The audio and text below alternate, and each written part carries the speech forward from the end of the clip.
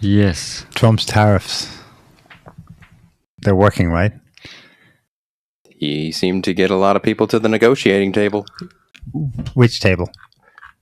Whatever table's big enough for 70 countries, plus 75. Trump's ego. Okay, we got some clarity versus last week. It's clearly about China because of statements the US has made since then. Not just Trump, but yeah, it was a bit hairy there though for a while. Okay, they've raised their tariffs. We'll raise ours. Okay, they've matched ours. We'll raise ours. Raise it again. Raise it again. 100%. 125%. I think it's currently at... China's at 125 on American goods, and the US is at 134 or 145. I saw 145. 145. It hasn't moved. The tariff barometer's still there, right? But he's excluding laptops, semiconductors, solar cells, Right. flat screen TVs, smartphones. Including from China. Yeah. Right. Plus the pause on Wednesday. The pause was for everyone else, but now there's that qualifier, which is that certain goods from China. Mm-hmm. What are the categories again? Chips, computer chips. Yeah, semiconductors, laptops, solar cells, flat screen TVs, and smartphones. So basically, like all of the major consumer technology that Americans get from China. Is that accurate? Is that roughly a match for the major ones? Is there more? I mean, if there's more than, I mean, those are just the ones that like come off the top of my head as far as like things that like I would buy that I knew came from China. Okay. But let's say that's the case, right? We can check that. Then basically, Trump has also paused the tariffs on China, right? On Wednesday, it was everyone but China. Mm-hmm. In fact, this was the Wednesday tweet was. I ran out of popcorn at this point. Trump no longer tweets, of course. He truths. Let's have a look.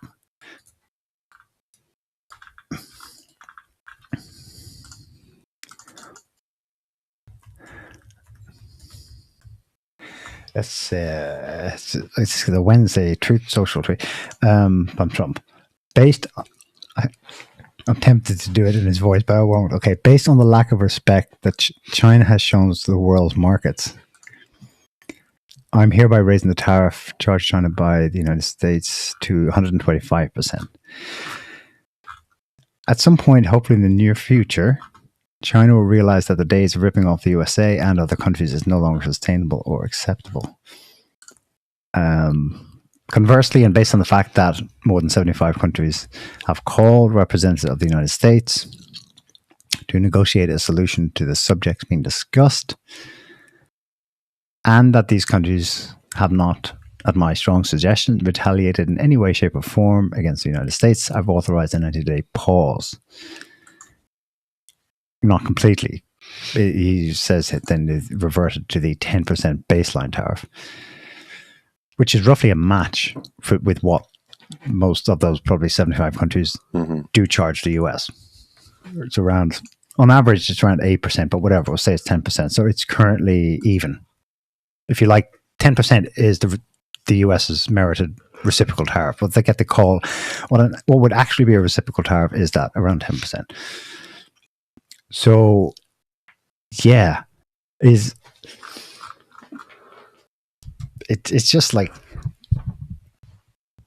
it's a lot of shots across the bow, followed by a lot of backing down. That's what it looks like to me, because that brings you back to the status quo, pretty much.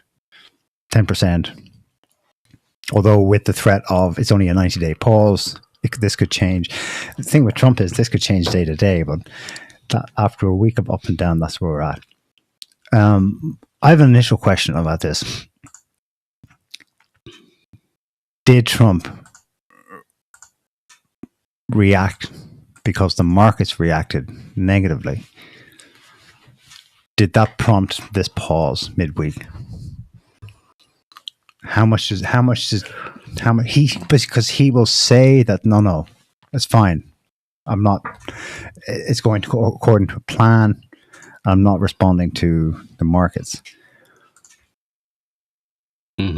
Most of the time. But he also did admit, I think it's an admission. Let me see if this qualifies as one.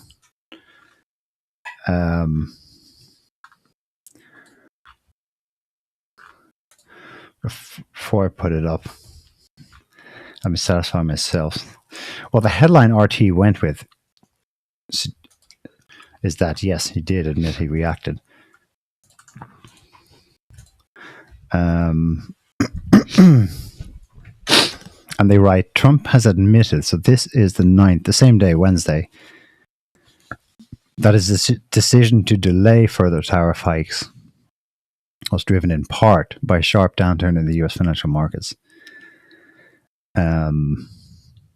urging Americans to be cool and telling investors that this is a great time to buy after the US markets lost more than $1.5 trillion in capitalization the day before Tuesday.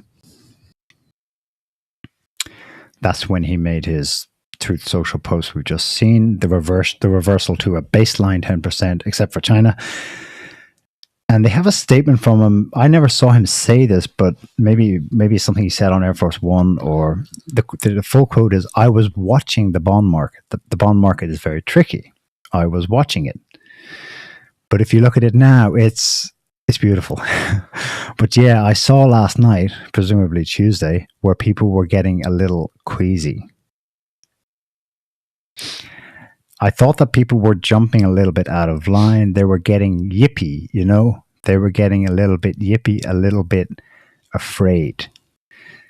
Yippee-ki! It makes me like that. That sounds to me like he's talking about others getting afraid. Was that him getting a bit afraid from the bond Well, if market? they were getting afraid, then they were taking action. Then obviously it would have an impact on his scenario, right? Because it needs people to not be panicans. Exactly. Panicans, a new word for, there's a new branch of new political party. The panicans. The panicans. Yeah. Yeah. So that pause Wednesday triggered a historic rally in the US stock markets, with the S&P 500 closing up 9.5%, its biggest gains in 2008. Right. Similar for the others. If I empty my bank account on one day and then put it all back in the next day, did I make that amount of money? No, but you rallied your bank account. I did. To historic record highs. Yeah. I've never had that size of a deposit before. Well, it's a record since 48 hours ago. Right. That's kind of like what's so unnerving about this whole thing. People finding victories, or and conversely catastrophic defeatism in short-term movements. But I do wonder. Maybe my question is: was there actually something that moved, that did occur? If you like, whether this is objective, it's hard to say. But it came specifically from the U.S. Treasury bond markets that did scare. Not so much Trump personally, but Trump and probably other Western governments, because it pointed to a fundamental problem for the status quo of the current, U.S. backed trade order. I mean, the assumption that was made was that it was a spike in like $5 billion worth of U.S. treasuries that were sold off. Yeah, selling bonds. And people assumed, China's retaliating. And then it turned out the source was Japanese. Yeah. Not Chinese. Yeah. And I doubt that's a strategic slap back from Japan to the Trump administration, which is probably very favorable to creating a new US-based order. The thing is, this is something that hasn't been done before, so everybody's a bit jittery and nobody knows what Trump is actually doing, and for good reason, because he's a bit of a blowhard, in that sense, where it's hard to know if he actually has a plan or what, and this is what a lot of people are trying to figure out, and nobody's come up with any answers yet as to whether he actually knows what he's doing or not, what his actual plan is.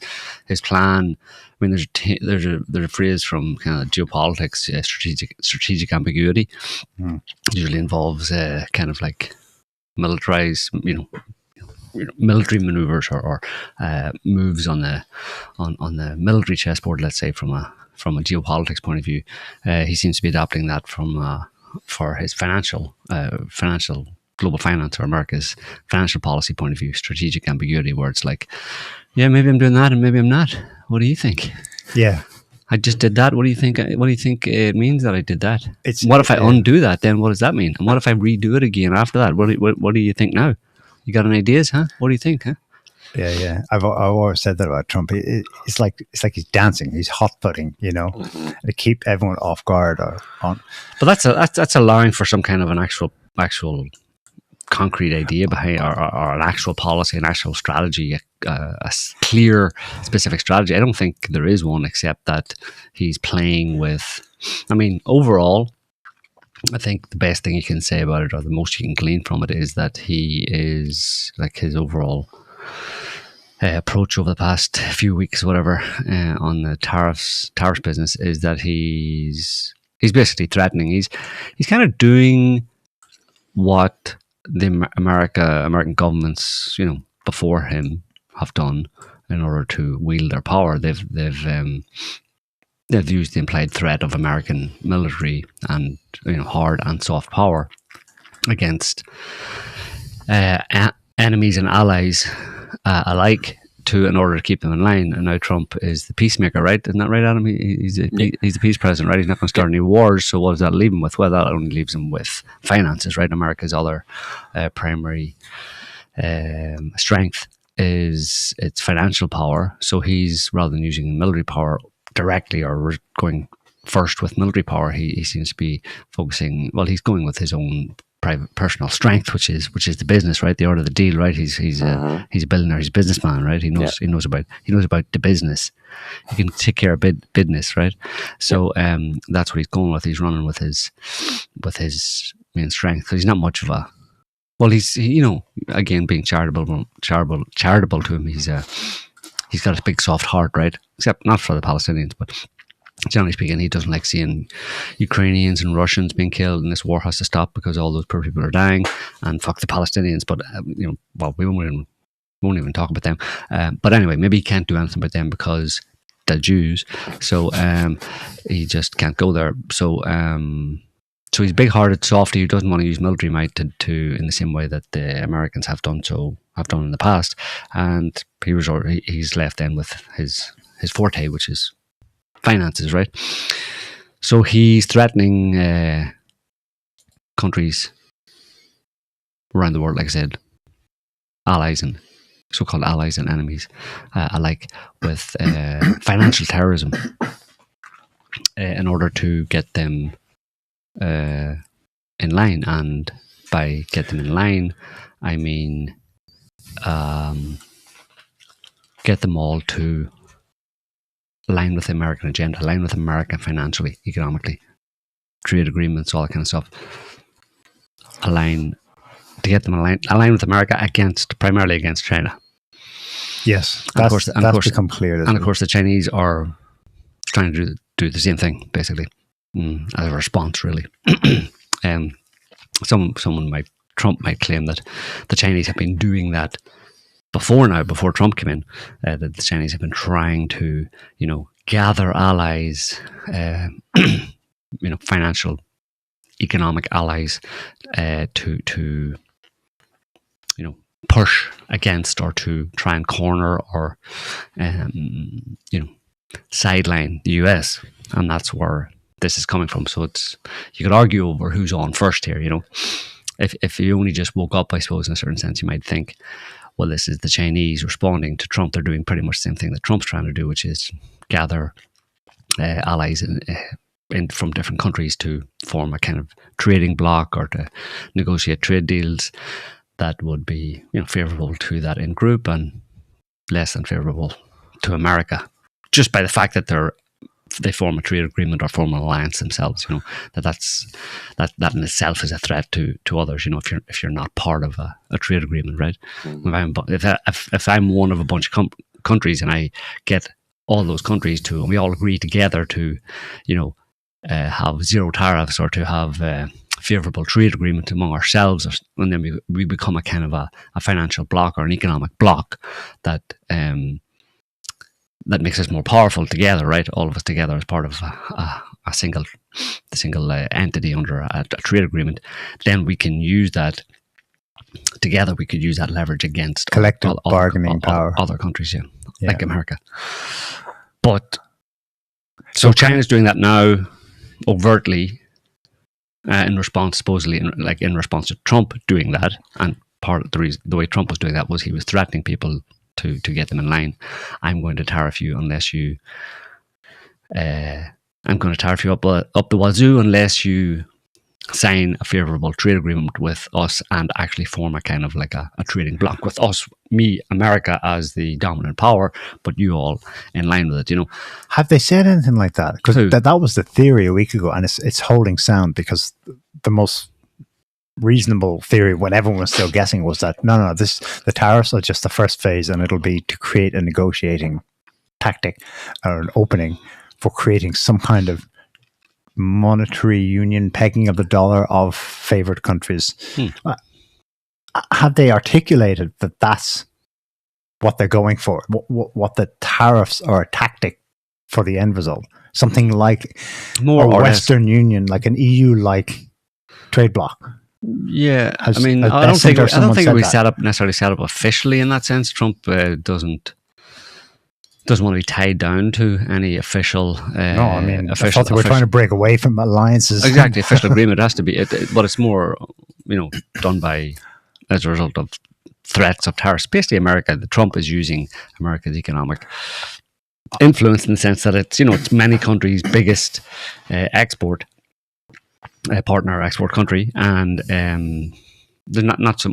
It's mainly exports for most people. Like most countries are dependent on America from an export point of view rather than an import point of view. Like they import some things from America, but that's again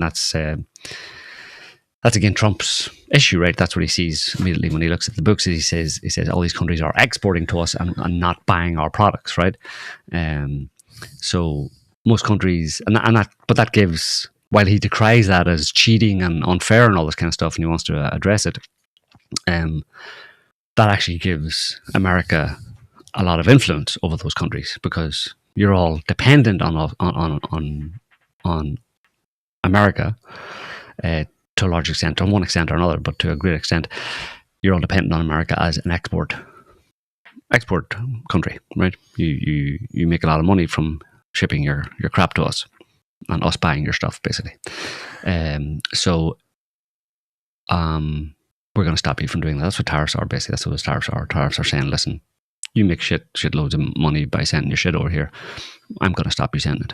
You're not going to send it anymore. Unless you... And the details of what some kind of a trade agreement between these countries are, but I think ultimately it would be to band together and in some way or other push back against China, screw over China.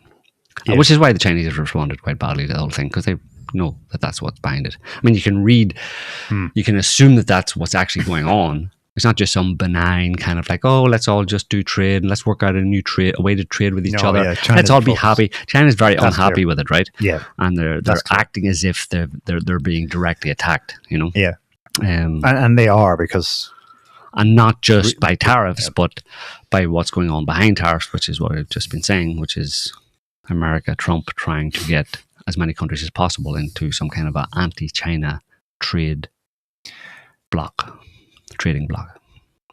I haven't heard anyone in the administration articulate that per se. I think some of them roughly have. I've heard it, an important tech bro say it, though. I forget his surname, but he's the Indian-American guy, Shamanth. Dweeby looking guy, very articulate. He's kind of got his own podcast now with another tech bro. Was he former Google executive or something? Maybe. Shamanth something. Anyway, he said it explicitly. What we need is a new economic NATO.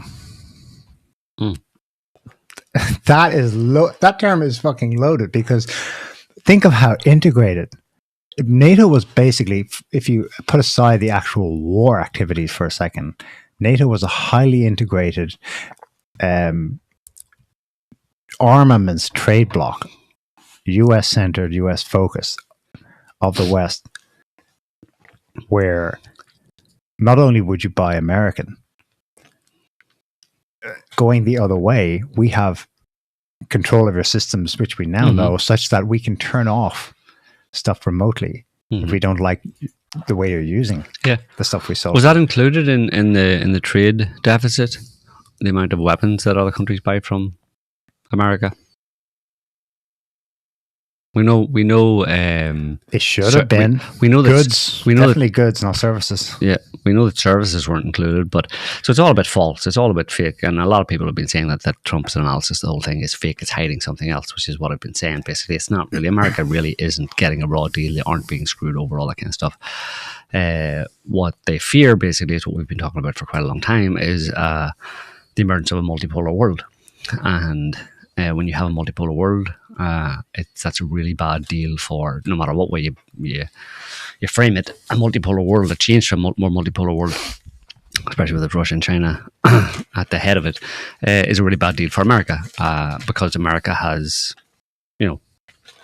America is what it is today because of a unipolar world. So you change it from a multipolar world, and America by definition takes a hit. By definition, there's no way to spin it.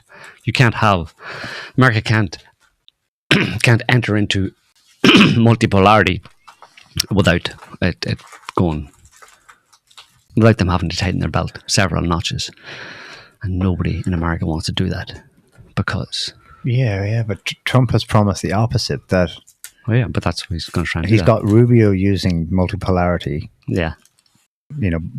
Broaching the previously the untouchable, the unspeakable. So it's been said now, which we can infer Trump himself acknowledges this is the way it's going. But at that very inflection moment, he's telling the American people with that unbelievable speech on April 2nd, today we've been our liberation day, and from now on things are going to be just awesome. We're going to be wealthier than ever before. Right. He's promising them the very opposite of what realistically must happen, unless you do economic NATO. But economic. Let's talk about it some more, because that's a hell of a term to use. Remember, this is NATO is it's become a dirty word in MAGA. They want out, and Trump seems to be toying with actually breaking them out.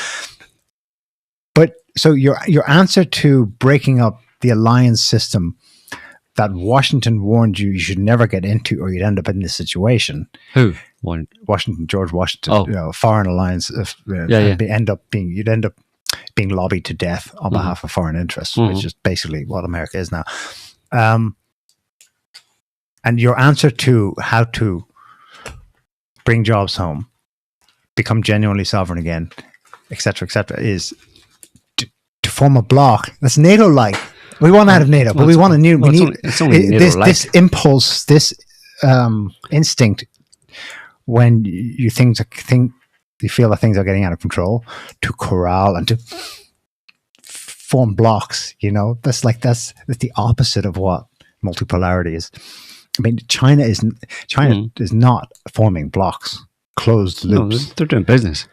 Yes. But they can do business. They can do business a lot better than anybody else, obviously. But and the reason the NATO, economic NATO, but it's only NATO-like. It's not going to be NATO-like. You can't use the analogy of NATO in the phrase economic NATO only goes so far. You can't look and just transplant military NATO onto economic NATO. You know what I mean? Because it's very different. Military NATO means spending vast amounts of money funding other countries, the defense of other countries, while they don't pay their fair share, which is what was happening. Okay. You're on the hook for all of that. But an economic NATO would simply be a kind of a militant economic alliance dominated by America with other countries subservient. It's very, very different. You're effectively attempting to make other countries' economies subservient to America's economy, which is very good for America. Will make America the greatest country ever, compared to a military alliance where, in order for it to actually have any meaning, you have to actually put weapons and money into other countries. It's just a very different world. Like NATO was a military alliance created to potentially protect against the communists, against the Soviets, right? And that was potentially going to be a war, right? So you're going to have to flood countries with all sorts of weapons and all that kind of stuff. It's a very different world today. I mean, they're not. It mightn't look that way, the way particularly Europeans are talking about Russia and stuff invading Europe, but an economic NATO would be effectively the reverse of that. It would be, instead of the US having to pump large amounts of money and weapons into other countries and keep their troops there and all that kind of stuff, it's all It's all funny money. It's all numbers on a screen. There's no outlay. You're not funding anybody for an economic NATO. You're actually taking from them. You're making their economy subservient to yours. You're forcing them into an economic pact where you benefit from the productivity and the economic output of these other countries in this so-called economic NATO, and you use that as a kind of an increased economic bloc to wage economic war against China and defeat them and rush headlong into the American Golden Age. Defeat them, yeah.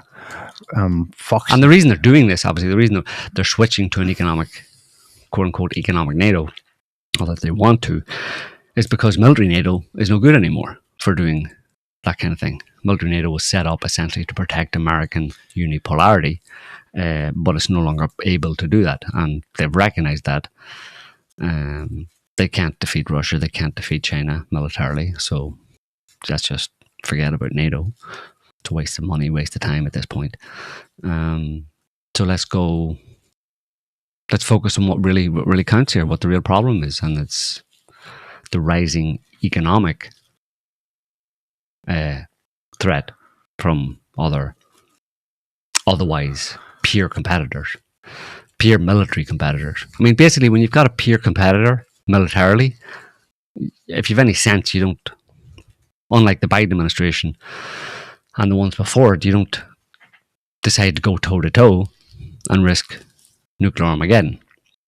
You drop that completely, and if you drop that, you completely say, okay, look, I can't bully my way militarily out of this situation, so let's just drop that altogether. We're not going to fight, and let's talk about not fighting, which is what Trump is doing. Trump's going to be the peace president and all that kind of stuff. We're not going to fight with anybody, we're not going to start any wars, but we're not just going to sit back and do nothing. Yes. We're going to fight we're going to issues at the level that is most important to Trump as a businessman and to the American people, which is money in their pockets and jobs in their communities.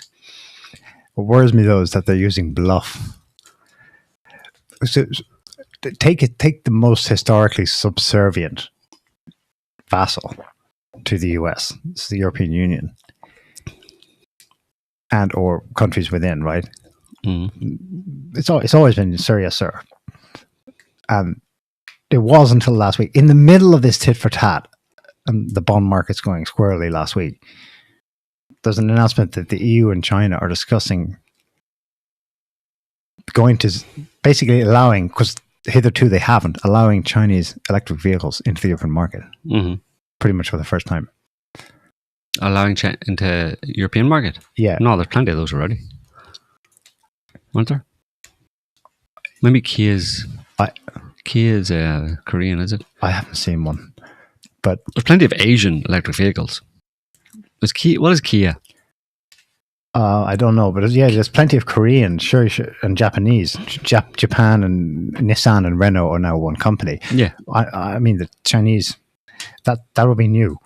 But what I'm saying is that signal they're sending is the opposite result to what Trump would have wanted.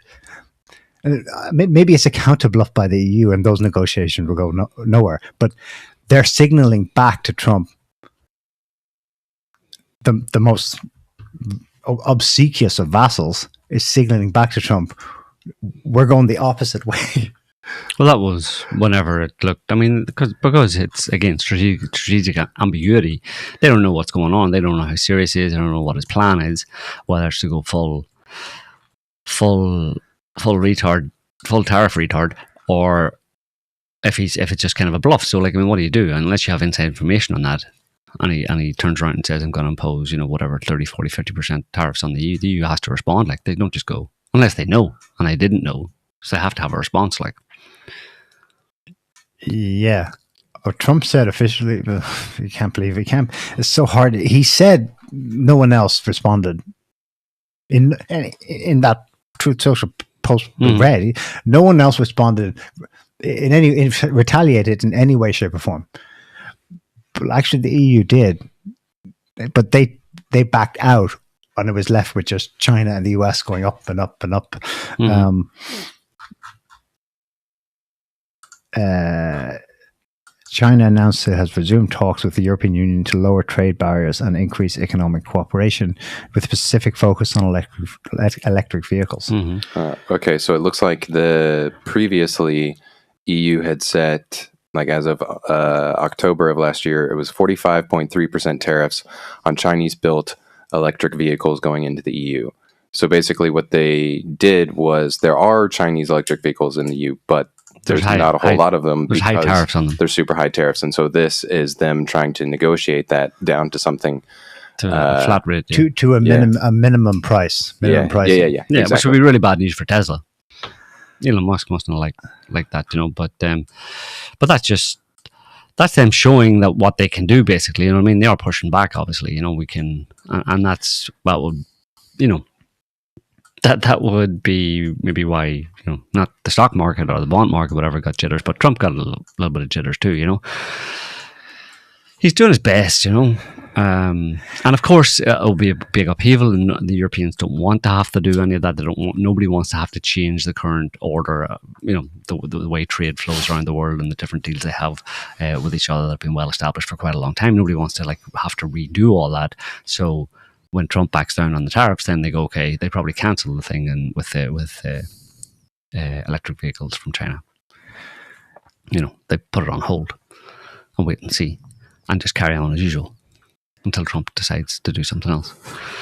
The US media reports the White House is, quote, waiting for Xi to pick up the phone. And Trump has said, China wants to make a deal. They just don't know quite how to go about it. Maybe. This is a bet on American confidence versus, well, the bet is that the world has changed and this will fall flat. I got to admit, they sound super confident that they're going to get what they want out of China, to come to the negotiation table to join the other 75. So far, it doesn't look like that. It's basically ideological, he's got a problem. He wants to make America great again economically. He wants to make America an economic powerhouse on many different fronts, and he obviously wants to bring jobs back, manufacturing and all that kind of stuff. But first of all, before you can do that, you have to, unless you're going to have people like the Chinese memes put out, like you have Americans, putting little screws into iPhones and stuff like that. You have to create a large inflow. You have to boost the American economy with a large inflow of money, and basically you have to focus first on stuff that America actually produces and have people buy more of that before you can start producing things that you haven't produced in a very long time or never produced.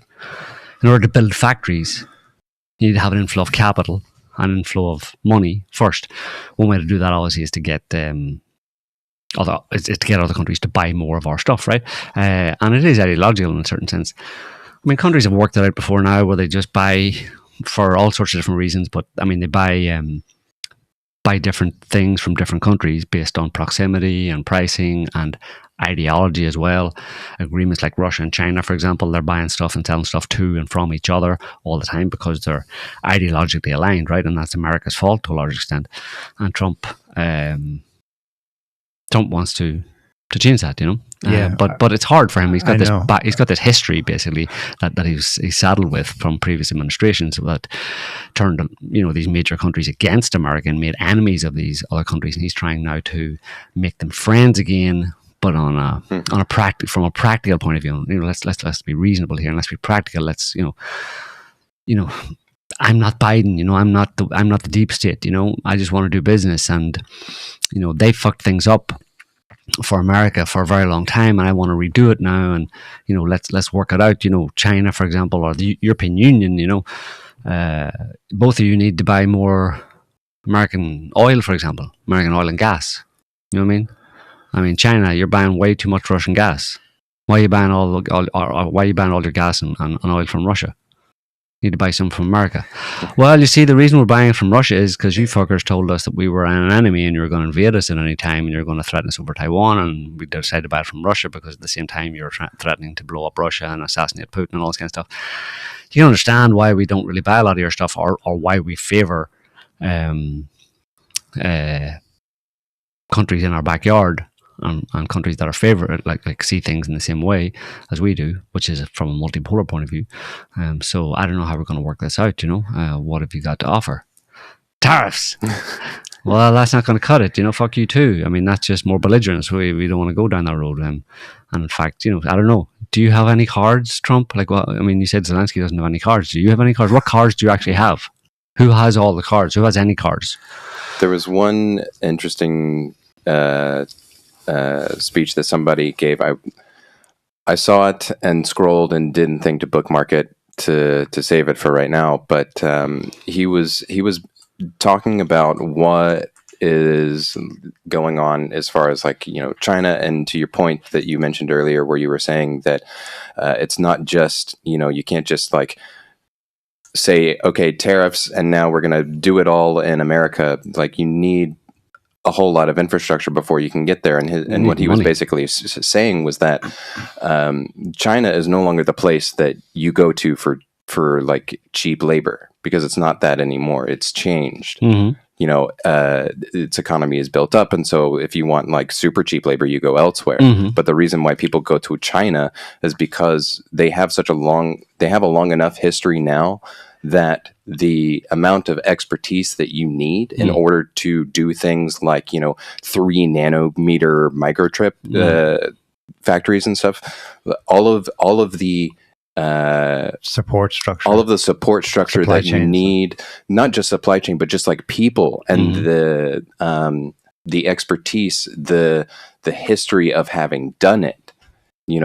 If you think about it as far as like a tradesman and an artisan, a craftsman, you have to go through a period before you actually become competent enough to be able to do certain things. And so China's been doing that kind of stuff for long enough that the amount of people who are able to do those kinds of things is incredibly high by comparison.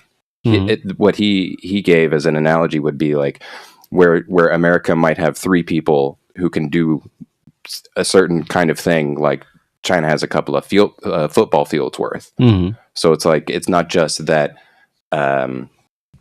it's super cheap labor. It's also the fact that they have the infrastructure and they have the people who are technically skilled enough to be able to do it. And, and so like looking at the American economy in that way, like basically you just have to train and re-educate a heck of a lot of people in order to get to that point. You got to start at the bottom like everybody else. Or we could just buy everybody. But doesn't it strike you that Trump's...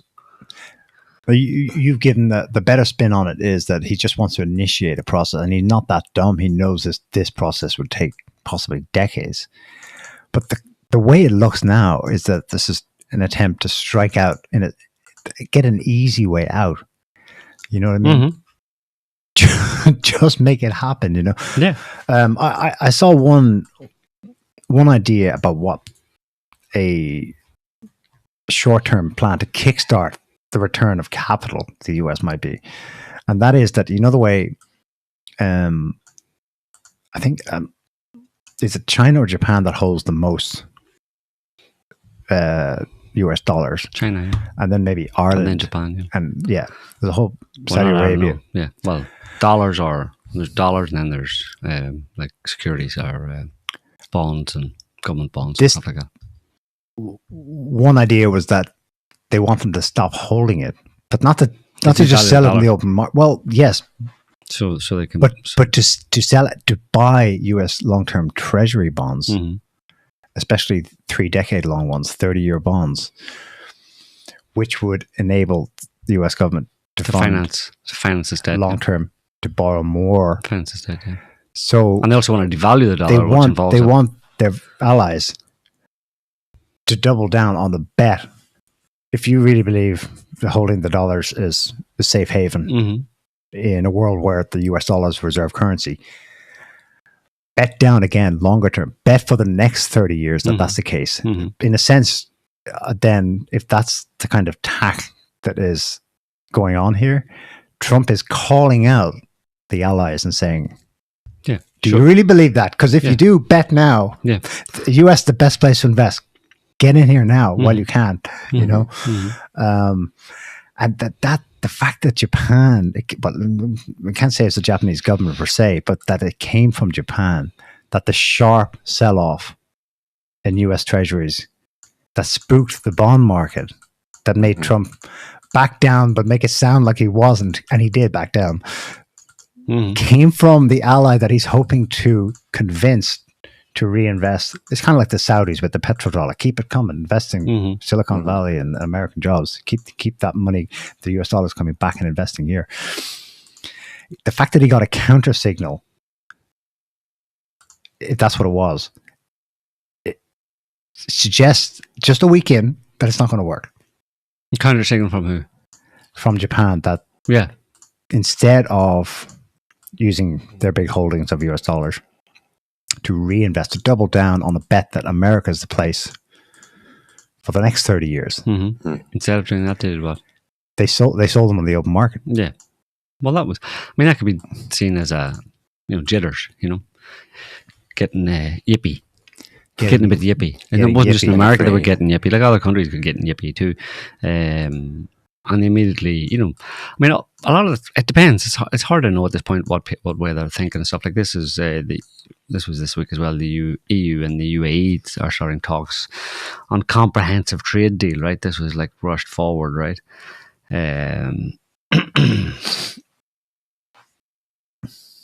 so talking about just boosting trade other than oil trade, non-oil trade with the EU and between the UAE and the EU is 68 billion. This is going to start negotiations towards a wide-ranging free trade agreement. Officials from both sides have said so. It's all about free trade, right? Like setting up free trade, like European Union type situations. Again, this is what I said like several weeks ago, that you'd see countries starting to form trading blocs with each other that are mutually beneficial. In order to to offset the threat from America. America basically no longer fulfilling its role, its historic role under Trump, and now it's America's out for itself. It's not going to finance anybody anymore. It's not going to be the peacemaker or the policeman, or not the peacemaker, but it's not going to be the policeman or the patron anymore. Well, in that case, I think it hasn't fully happened yet. We've seen signs of it, but in that situation, if people get the idea, other countries get the idea that Trump is serious about this, that regardless of tariffs or whatever, that ultimately he's set on a course of America divesting itself from the world in the way that it has, in terms of from the role it has played in the world over the past 60, 70, 80 years. Well, then it's like if people think that is what's going to happen, and there's going to be kind of systemic changes over the next few years under Trump as a result of that, well, then we gotta react, and we got to start looking for alternatives. And as more and more countries do that, you're going to see America becoming more and more isolated, basically economically isolated. People just they'll slowly develop, because they've got 5% of the world's population. Sure, they buy a lot of stuff, more than that amount of people would suggest, but there's still 95% of the rest of the world's population to take up the slack. I think that's definitely possible. Would you say the golden age thing is hopium? Yeah, it looks like it. It's going to be or copium, for the fact that it's going to be like the Spanish Prime Minister was in China for a full state visit this week. In China, yeah. They're pretty quickly jumping on that. That's not someone who's going, oh goodness, the world's bifurcating, I better not show disloyalty to Big Brother USA. No. That's like whatever. Ultimately, maybe it was long scheduled visit, but yeah. Well, it may have been, but obviously all these countries have been doing business with China increasingly over the past 20 years as well, and they have a solid, trade partnerships, let's say, or whatever, trading with China in particular, buying a lot of stuff from China. So at the end, I think at the end of the day, like America, as like I said, America's main benefit or main card it has to play against any other country is the amount of stuff that America buys, not what they buy from America.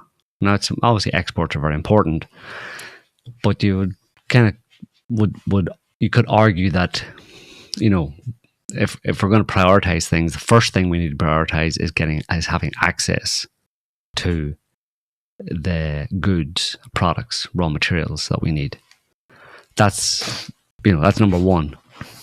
Close second, obviously, is exports. From an economic point of view, from an economy, a healthy economy point of view, we need to be able to sell the stuff that we make and trade and export stuff to other countries, and that's where America plays a significant role.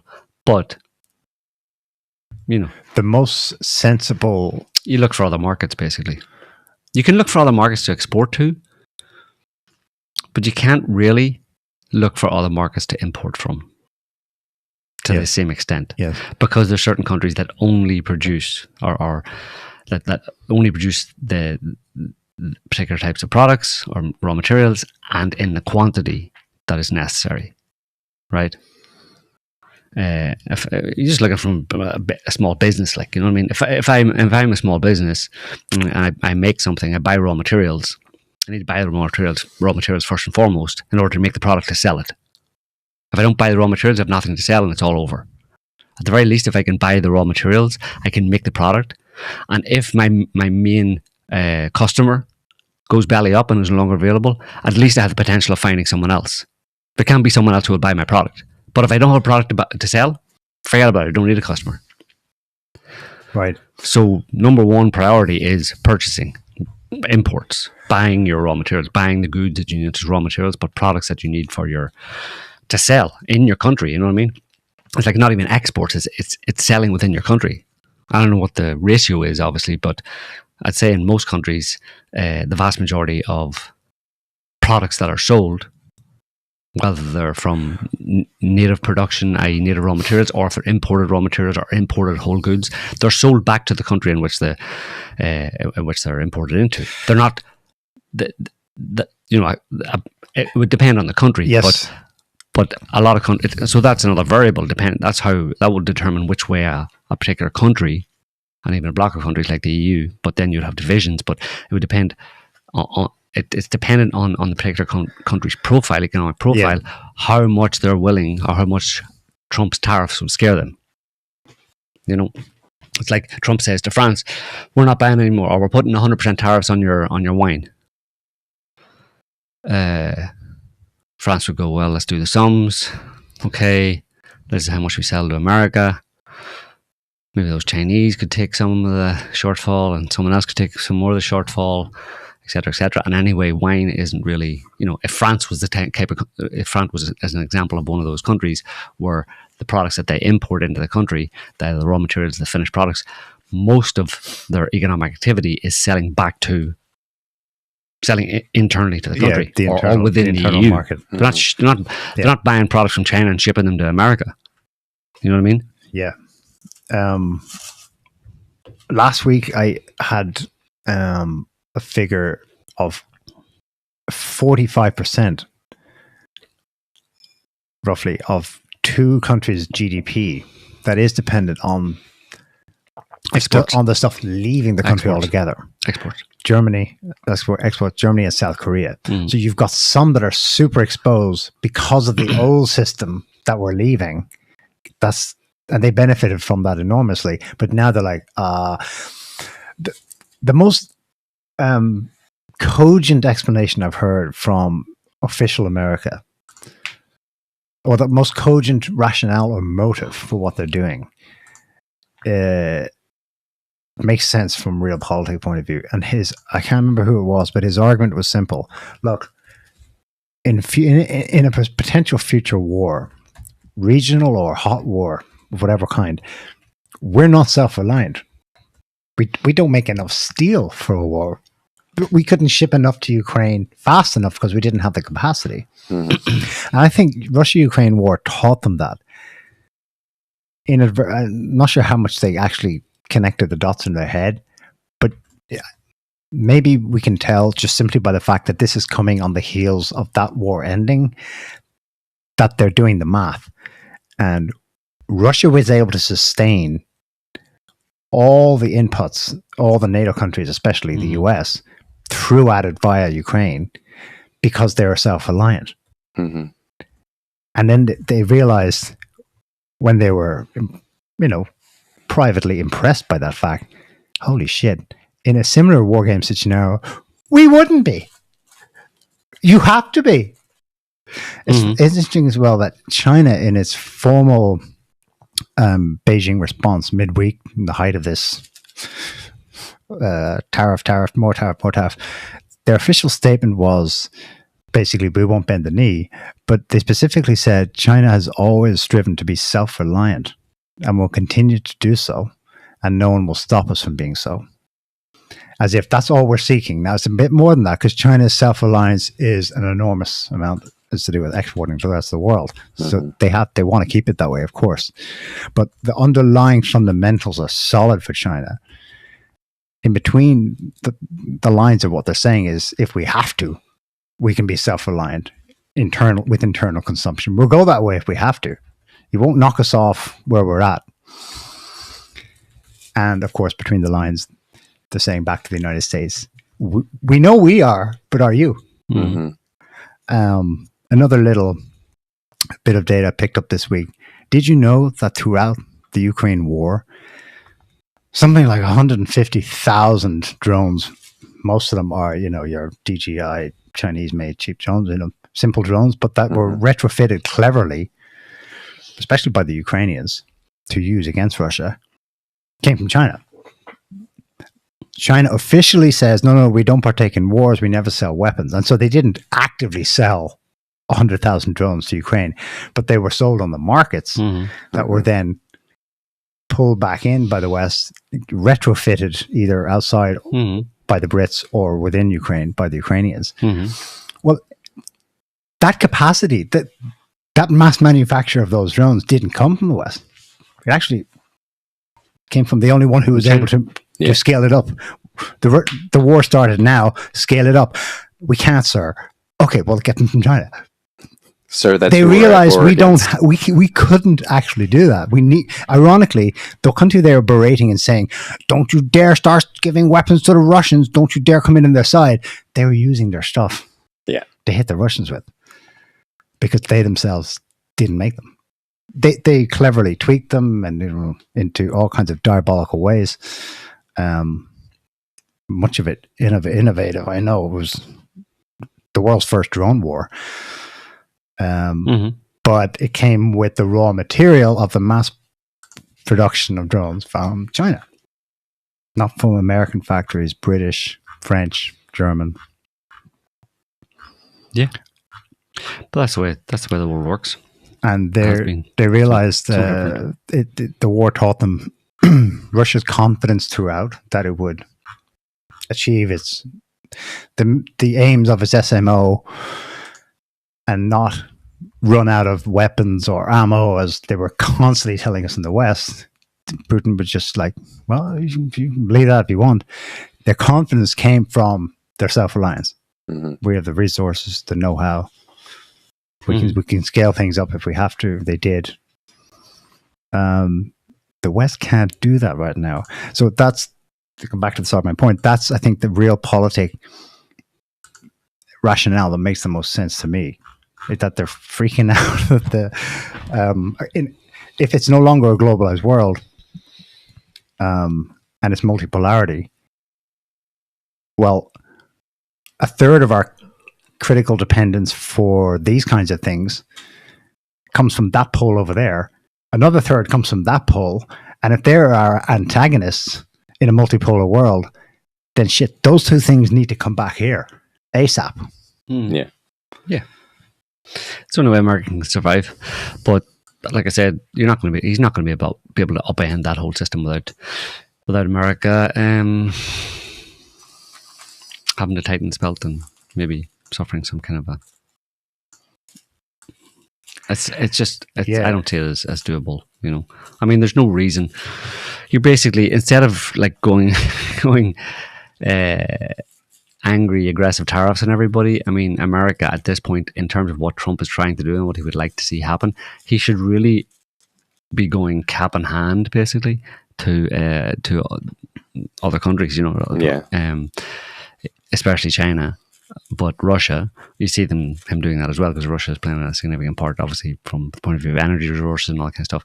Trump is asking for a lot of things from a lot of other countries, basically to service America. And please, will you all please help me make America great again and bring manufacturing back to America, etc. He could and should do it that way, maybe, and he might get a better response. But instead, he's decided to, because that's not how Americans think, right? Americans, every single American has been told from the day they were born, almost, that they're all out to get us. No, that they're the greatest country in the world, and that America rules supreme, and it's an exceptional nation. So it would just be, it's not part of their psyche, like that they would turn around and nobody would accept it. I mean, it would be a political suicide for any American to strike that or take that position as the representative of America on the world stage, to go beg into other countries. I mean, it's unthinkable, Neil. Do you not agree with me? It's unthinkable, no? Yeah, no. Yeah, absolutely. There's no possible way that anybody could go. There's no possible way that anybody in America would accept that, or would, it's not even that they accept it. I don't even think it's not part of their makeup. You cannot. You wouldn't have. They don't exist. Americans like that don't exist. It's even worse. They've convinced themselves that everyone else has screwed us over from a system that they built and imposed on everyone else with a big stick. Yeah. Well, it's the same thing that Mike Benz was talking about with Europe living in the Truman Show, thanks to like USAID money funding all of these various news organizations, whatever. It's like, it ain't just the EU. It's also America in that sense, where so much of what is part of the American discourse, what's a part of the American philosophy, right? There's a belief. There's so much horseshit. The exceptional nation and all that stuff, yeah. Manifest destiny. Look, okay, Trump's got big words, but it's not just Trump. They're all high on their own farts. But this is just 14 seconds from the top of a news report on the evening news. This is what Americans have had. I know this is Fox, so they will be most pro-Trump about this. And before you even play this, check out the ticker below. This is what they tell Americans. Trump's tariffs are crushing China. Crushing, like, hyperbole much. Okay, so now have a listen to his introduction to the evening news. Remember how Reagan crushed the Soviet Union? He used economic force and military spending to break them into pieces. Trump has an opportunity to do the exact same thing here in China. It's what everybody has always wanted. It's always wanted. It's what everybody has always wanted. We always wanted to crush other countries. Everybody wants to crush our competitors. Crush them. Everybody's always wanted to crush China and break it into pieces. Yeah. I mean, do it. The interpretation of history is like, that's not what happened. Yeah. There was a part of it. There was external pressure, but until now, everyone has agreed that it was internal, that the ideology mix of the regime of the late USSR was shite. And that's why it collapsed, for internal reasons. Primarily, yeah. And when they met in that forest in Belarus and agreed that each of the Soviet states would become their own sovereign independent state, there wasn't an American in the room telling them do this or else. There was no external pressure that forced that to happen. Yeah. A bit. There was some, but yeah. But he's saying to Americans, you remember that story we told ourselves about how we crushed the USSR? But that's a story. That's not what happened, dude. It's the same with and we can do that now to China. Yeah. So I have a myth about the recent past that I'm going to loudly project with absolute conviction to you now on the evening news about what we are about to do now to China on an even fucking grander scale. China's population is much bigger than the Soviet Union. Like that fantasy world that they live in it's crazy town. It's similar in many respects and ways to the American storybook. Let me call it a history book. The storybook of World War II and how America absolutely demolished Hitler. If it wasn't for America, right, we would everyone in France would be speaking German. Yeah. And everyone in Britain. If it wasn't for us, you'd be speaking German. The German, the Dutch. Yeah. Well, this has been But there's just... and people let it slide because it was the good war, right? Yeah. You were on the right side. So, okay, we'll let that slide. That's not quite what happened, but fair enough. Yeah. Because it's the only really good war, like, we can let you pat yourselves on the back for. The rest are just naked, Yeah. imperial grabs. It's been a long time in the making, though. Like, I mean, it's, America played a good game and won, for especially since the fall of the Soviet Union, won that race, basically, and has, done well over the past 30 years or so, 35 years, I suppose, now. But, I mean, there's a thing called Primakov doctrine, which isn't very complicated. This is on Wikipedia. It's basically a Russian political doctrine formulated in the 1990s by who was the Minister of Foreign Affairs of the Russian Federation under Yeltsin in 1996. He led efforts to redirect the foreign policy of Russia away from the West by advocating the formation of a strategic trilateral alliance of Russia, China, and India, i.e., and that came to fruition in a certain sense through BRICS. Basically revolves around 5 ideas. Russia is viewed as an indispensable actor who pursues an independent foreign policy. Second, Russia ought to pursue a multipolar world managed by a concert of major powers. And third, Russia ought to pursue supremacy in the former Soviet sphere of influence and should pursue Eurasian integration. Fourth, Russia ought to oppose NATO expansionism. And fifth, Russia should pursue a partnership with China. So that's a doctrine that was formulated in the 1990s by the Russians, even as just, in the rubble of the Soviet Union. They had their own idea, but obviously they were in a bit of a mess at that point, in America. Obviously, the Americans were aware of this and decided to do something again about it to make sure that didn't happen, i.e. Eurasian integration, what was just described there in that Primakov doctrine. And the primary way they did it was they came up with the idea of 9/11, right? PNAC guys, neoconservatives, 9/11, projecting American power around the world into Central Asia, Afghanistan, take care of Iraq, make the Middle East safe for Israel because Israel's our unsinkable aircraft carrier, and without Israel, as RFK said, then China and Russia take control of the Middle East and America is bye-bye. So that's a short potted history of the past 30 years. Very good. So, but it's been going on a long time, and it's just they're both playing the same game, basically. You know what I mean? Except Russia's playing it from the point of view of we need partners. It's a multipolar world. I mean, it's based on it's kind of might makes right in a certain sense, but it's like realizing that we're not the only power in the world. Like we can't be. No one country can be, right? America got the idea that they could be, right, and they ran with that. And they're finding out they fucked around and are finding out that it's not sustainable.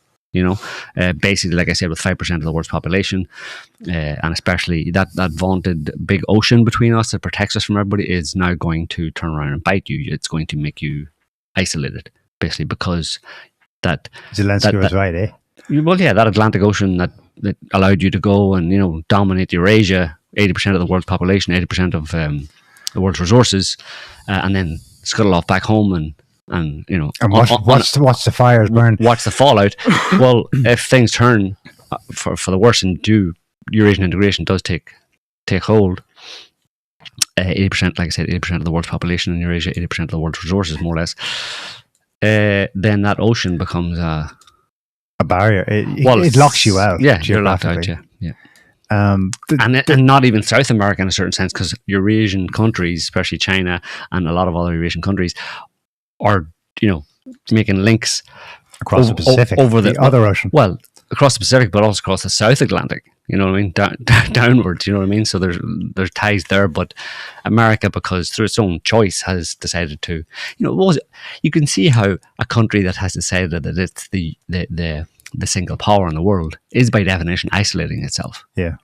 And it can only maintain a sense of control or cooperation or unity by control and coercion and wars and that kind of stuff. If you're not going to actually play fair, if you're not going to be part of a multipolar world, if you're going to be the dominant power in the playground, if you're going to be the bully in the playground, then you are by definition isolated, and you only maintain respect and the appearance of being part of the world community because other countries are coerced to pay their respects to you in that way, or to make you can make it appear that way by intimidation and threats. But if those other kids in the playground all get together and say, you know what, we're tired of your bullying, we're going to cut you out, well then the reality of the fact that you have isolated yourself as a unipolar power in a burgeoning multipolar world, well, it leaves you bottom of the list. I mean, you might get some, after a while, they might take pity on you, basically. But you don't have a good track record, and Trump's the worst kind of president in that respect to be in place at this time, because he doesn't inspire confidence in other countries, whereas the American hegemon previously was, magnanimous in a certain sense. It bestowed its favors and its graces and protection, that kind of stuff, on other countries, and spent all this money that Doge has been uncovering, on soft power and all that kind of stuff. And people were, okay, the vassals were okay, at least we're being taken care of, type thing, Yeah. At least they're investing in us. But for Trump to take all that away, well, then it's like, well, what the fuck do you get? What did Rome ever do for us? What is America? Why should we even care about America anymore? They're not pumping money into our economy anymore. They're not building houses and stuff. And rape crisis centers and transgender clinics and stuff. Sesame Street. Yeah, they're not paying for transgender Sesame Street anymore. Yeah. Why should we care about them? So yeah, and of course that brings up. I mean, the big question for me is what. Whether or not, if and when, and I think it's more like a when than an if, things don't work out for Trump, at what point, or if it happens, does it turn more belligerent? Does he have to realize that that the economic threats or the use of America's economic might in order to secure America's interest around the world isn't working, because that's not as intimidating as military power, and people do have a way to push back against it, because it's an economy, right? It's not. I mean, with armies, there's like, well, you've only got certain number of ships, certain number of soldiers, certain number of tanks. If America has 10 or 20 or 30 times that amount, well, then it's like clear, I gotta pay homage. But from an economic point of view, if you're doing the numbers in terms of economies, it's like, well, yes, we're a lot smaller than America. They have reserve dollar status or reserve currency status, but we do have other countries we can negotiate with economically. We couldn't negotiate with them militarily in a certain sense, because a lot of people don't want to actually have to, step up and go to war with America. Let's say, if that could have been a thing in the past. You know what I mean? Where if they had any sense, a bunch of countries would have all got together, built up the military to a similar amount, or a peer competitor amount, to be able to push back against America militarily, and therefore no longer be vassals. But a lot of countries don't like the idea of having to consider the possibility of actual war, go that direction, right? But economics is different. It's easier. Nobody dies, at least not immediately. And so yeah. But so the question for me is whether or not Trump will realize that that's not, if and when he realizes that that's not working, that these countries aren't bowing down and or deferring to his tariff threats if he will or he'll be encouraged by some of his advisors or people in his government to bring in more of the old school military might, because that's the other string to your bow, right? I mean, you still have all these aircraft carriers, you still have this military might. Should you start bringing that more in? You know, it's like, look, I'm not necessarily against allies. Obviously, that would be kind of unthinkable in a certain sense, because he's already talking about removing NATO troops from Europe and all that kind of stuff. Withdrawing them is one thing, but another proxy war. Yes, another use America's military might to push forward more effectively his economic by spoiling agenda.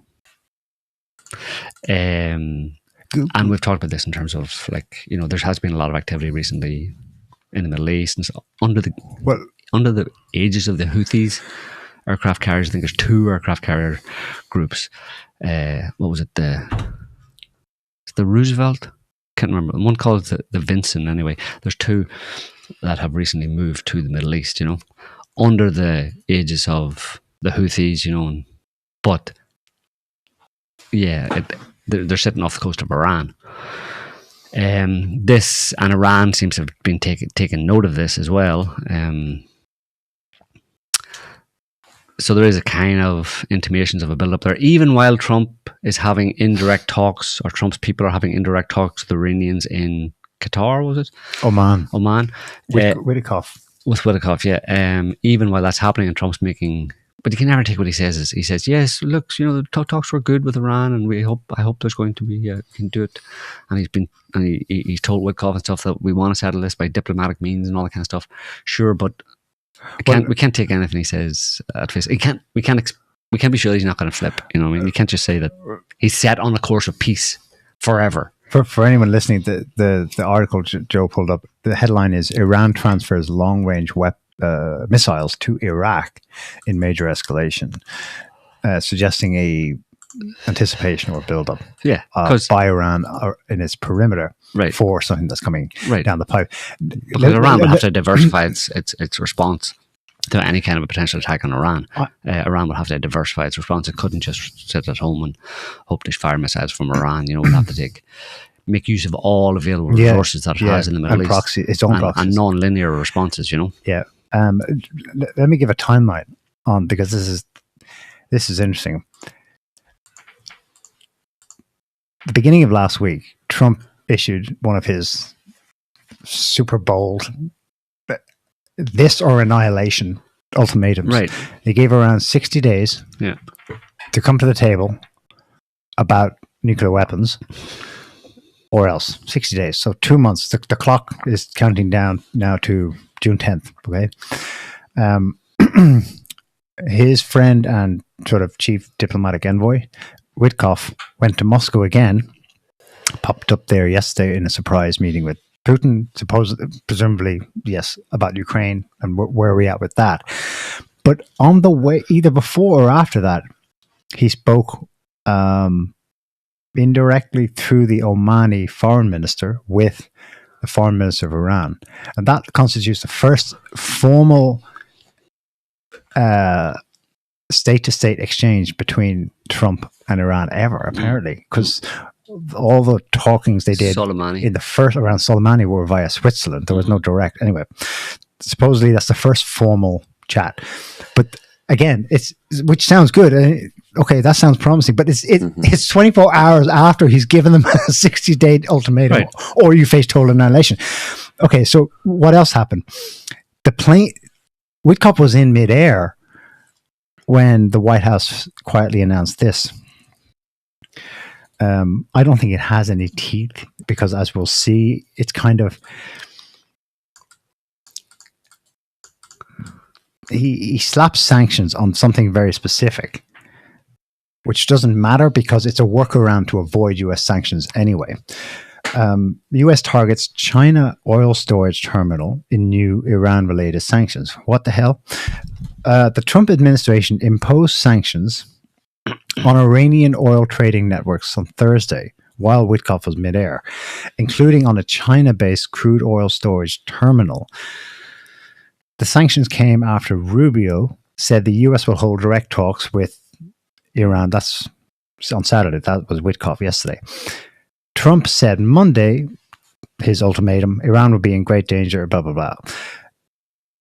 And then they have some contextual information. China buys roughly 90% of Iran's exported oil because all the rest doesn't go to the Western market because it's sanctioned. So you want to hurt the Chinese economy. You want to hurt the Chinese. Attack Iran. Attack Iran. Iran's oil refineries. Not only that, but you'd be attacking, like that article says, you'd be attacking Chinese-owned yes.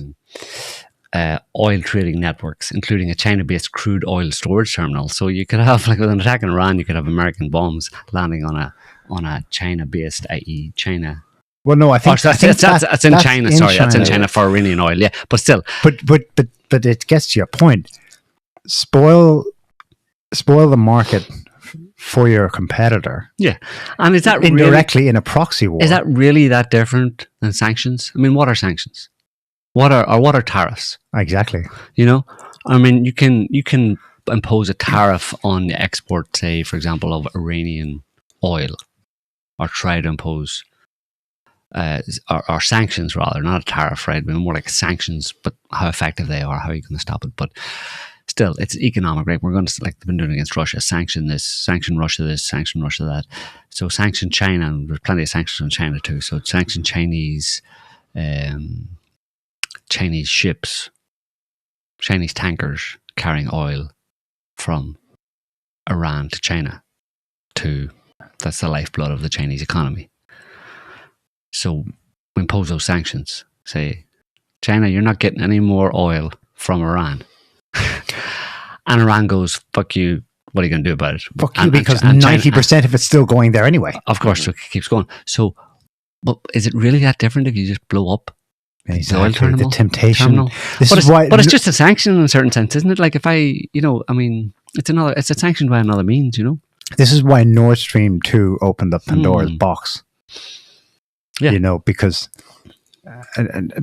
Trump's like, I told those Europeans, and they laughed at me. They should never have been so dependent on Russia. Then Biden goes, hold my beer, blows it up. Biden, the CIA. Oh, well, okay, it's gone now. Everyone pretends it was just an act of God. Obviously, it was a form of sanction. Did you know that in the first anti-China tariffs that Trump imposed in 2018 and that Biden continued, the rationale for doing it was because China's flooding our country with fentanyl. Yeah.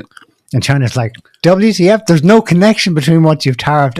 And so they knew, obviously, you're calling it a sanction, but it's a fucking tariff. Yeah, and that's what you're doing. And the whole fentanyl thing is propaganda, like, to a large extent, you know. That's just anti-China propaganda. But that anti-China propaganda has been going on for like at least 10 years. Yes. I mean, the Chi-Coms, Alex Jones took it up. Yeah. The Chi-Coms, remember for a while there, it was the Chi-Coms are doing everything. The Chi-Coms are out to get us. It was, I mean, people forget that, but like there's been a conditioning in the same way the whole anti-Muslim thing, that because of the war on terror leading up to, you know, after 9/11 and then during the so-called war on terror, the whole anti-Islam, anti-Muslim thing was all just for the purpose of justifying the continued aggression against Middle Eastern countries by America in order to protect Israel for America. And to protect energy markets from Russia and China. Right, exactly. Well, that's to protect Israel for America. Yeah. So,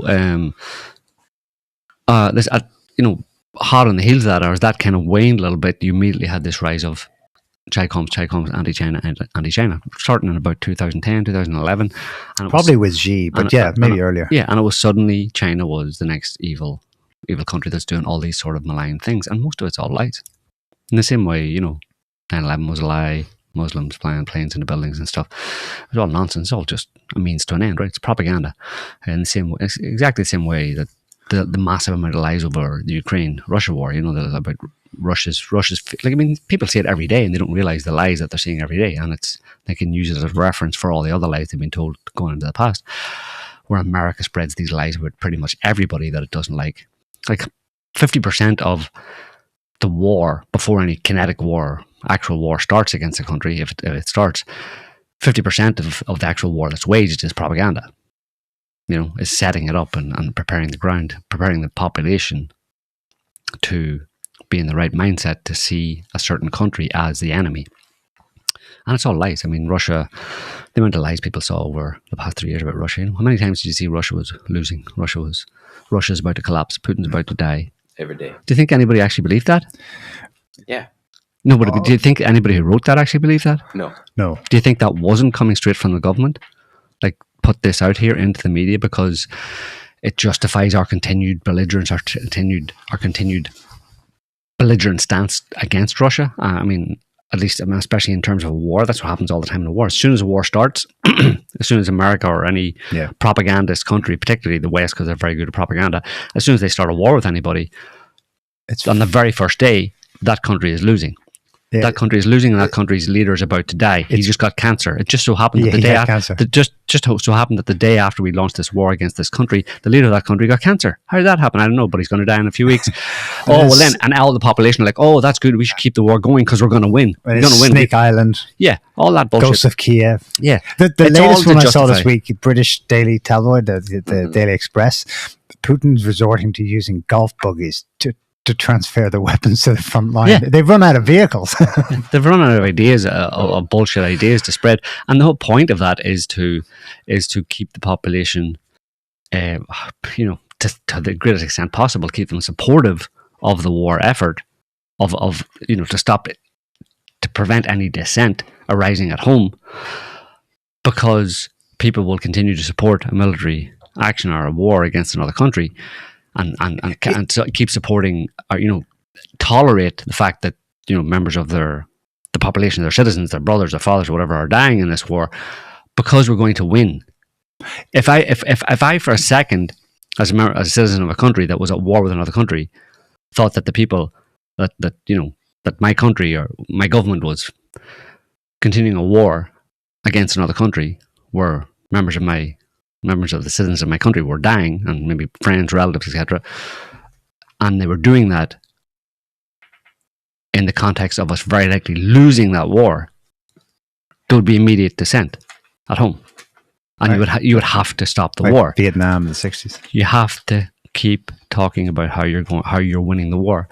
And to do that, also you have to say how the other side are losing perpetually, continually, all the time. From day one, they've been losing. The war's been going on for 10 years, but they're still losing. Even when they're taking more ground and actually winning, keep telling the people that they're losing. Yeah. And maybe there's an additional buy-in for people. You get them on to believe it, because we better win this, because otherwise you'll lose downstream. Yeah. You'll lose. That was the other narrative. That was the whole narrative. This is existential for the West. Well, that's what the Europeans were saying throughout it. Russia can't win. We can't let Russia win. Don't let Russia win. It'll be very bad for Europe. In what way? Oh, just in all sorts of very, very bad ways. It'll be bad, right? The goodies and baddies, right? We're the goodies and they're the baddies, right? The baddies win, it's bad for the goodies, right? You're the goodies. You like being a goodie, don't you? You want to win, don't you? Like winning, don't you? We're going to win. Let's keep pushing. They're losing, we're winning. They're losing, we're winning. 9/11. Terrorism. 9/11. 9/11. Muslims, terrorism. Putin, Hitler. Over and over again. Yes, sir, whatever. Anyway, there's also this one from on the same topic of Iran doing stuff in Iraq, putting missiles. What was that story? Iran transfers long-range missiles, supposedly to Iraq. And now we have, this is the last one I sent you, Scotty. B-2 bombers arrive in Diego Garcia. This is MSN. Was it from MSN? I don't know where it's from. They usually pick it up that from other headline places. Doesn't make sense. B-2 bombers arrive in Diego Garcia. Oh, separate sentence. Separate. What follows an Iranian attack? So apparently there are, reports, again, B-2 bombers. These are those kind of stealth, kind of triangle-shaped stealth bombers, the ones that can't be shot down. Except by Serbia, who didn't know that it was a stealth bomber. We didn't know it was invisible, so we shot it down. Sorry. 3,000 miles from Iran, but well within the range of these bombers. They can do about 6,000 miles. And they're kind of unarmed, they're not very maneuverable, all that kind of stuff. They would have to go with support, but they can carry big payloads, bunker buster bombs and stuff to blow the crap out of Iranian oil refineries and missile sites, whatever. Because of course the Israelis are going to be, and the Israelis in this situation are going to sit back. If this happens, if something along this line, if Trump's tariffs don't work out and he says, "Oh, we got to go kinetic, we got to do something, we got to give the Iranians their very bad day," in order to screw over China. Kind of reset the apple cart. It's kind of like pigeon on the chessboard, right? It's pigeon gets on there and says, "I'm going to play chess." Knocks everything over and says, "See, I won," or "You didn't win." More likely. Right before this pigeon is checkmated, he jumps up on the board, craps all over it, knocks it over, says, "You didn't win. Nobody can say you won." So if this,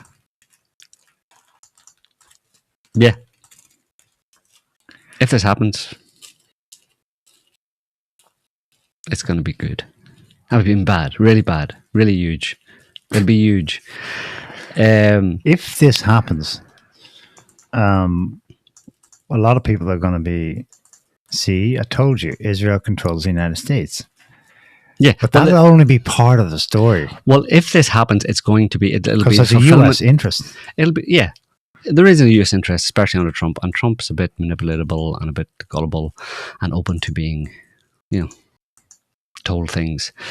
It's very hard to read the guy, which again is not good, which is why a lot of countries will ultimately go, "Look, we'd like to believe what Trump says, but we have no way. Would like to join, maybe in theory, might like to join some kind of a trade agreement with America or do what Trump says, buy lots more oil from America, even though we're buying a lot already, oil and gas." But how long is he going to be there?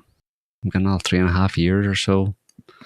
Some of them Who's going to come afterwards? Some of them are hedging on just waiting it out. That's probably why Trump's floating the idea of him getting a third term. Exactly, yeah.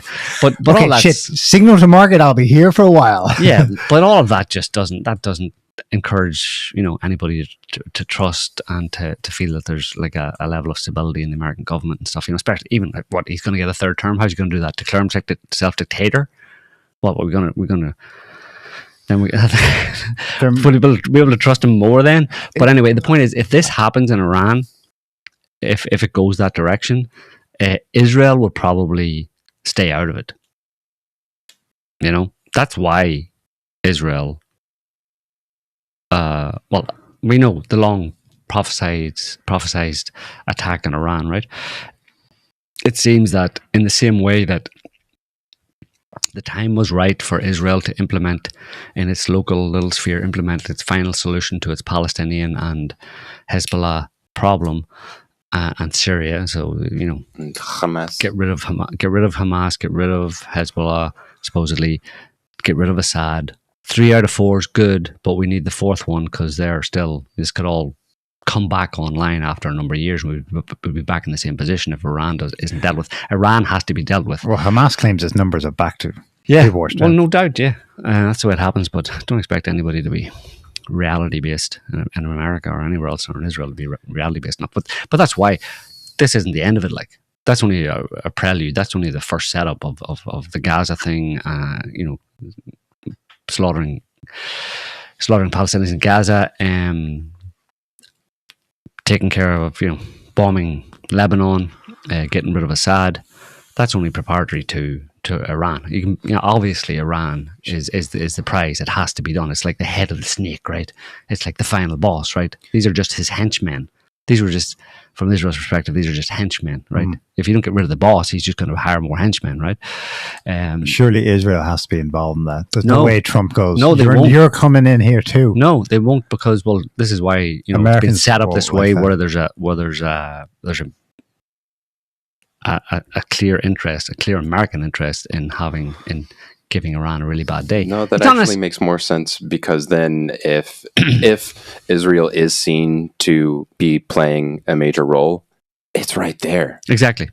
Iran is like, it's not. America's got its ocean, right? It's got David America Garcia, has its ocean. Israel has like one country, so it's nothing. It would be nothing for them to just volley and presumably they've got the capacity to do it. The reason, and so they're not going to do that. Exactly. So that actually does make more sense for them to just try and manipulate things or push or nudge or whatever in order to get America to do it on its own. But that's been the thing for like decades, you know what I mean? It's been on these really mind for decades to get America to attack Iran. Yeah. I mean, Netanyahu's been at the UN year on year, literally, no joking, I'm not exaggerating, for 30 years. With his cartoon drawings. With his drawings saying Iran is 2 weeks from having the bomb. Literally. He was in 1995. He was at the UN saying Iran is 2 weeks. And this week, the same douchebags in America, like commentators and stuff, and even amongst Trump's people, are saying that same bullshit refrain.